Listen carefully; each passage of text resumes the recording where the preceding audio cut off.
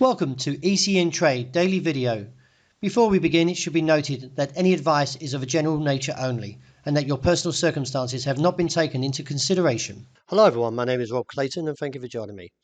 Well, at the moment the market seems to be sitting on the sideline as it awaits the key inflation number out of the US.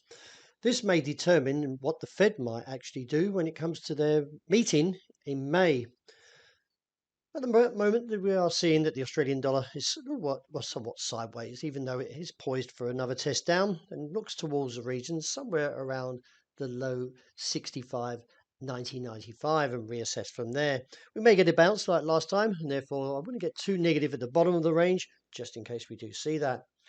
With the dollar index slipping to 101.80, the euro rallied back to 109, and as we can see, it still looks, from a technical point, weak. So I'm not going to get too bullish as the market climbs back to the top side of its range, where it found somewhat trouble to sustain around 109.60, and therefore we should see another down test, possibly if the dollar can reclaim the 102 area. The dollar yen still maintains its bullish gains, and I still expect to see further ride up towards 134.80 as initial target and reassess from there, as we could see gains up to 138. Any pullback should possibly be somewhat shallow around that 132.60. The sterling made a little bit of a recovery after the Easter break, but still finding a little bit of difficulty with the technicals are still somewhat heavy, and therefore we could see a move back towards 123.80 and reassess, as we could see a little bit more of a slippage towards 122.80. Finishing up with gold and oil, well, the market found a bit of momentum overnight after reclaiming that 2000 level.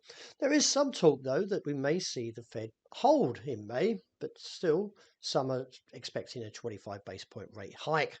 Nevertheless, technicals are still somewhat heavy, so I'm not going to get too bullish at the or around this area, as we've seen many failures and no doubt may again, and therefore see a pullback towards the region around 1970 to 80.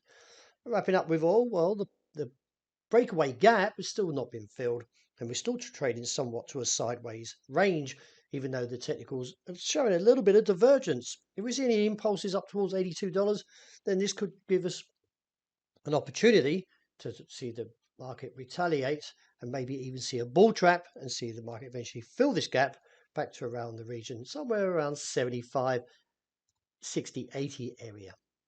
Well, that wraps it for today. Thank you very much for joining me. And as always, look out for the intraday report. I hope you enjoy the day ahead.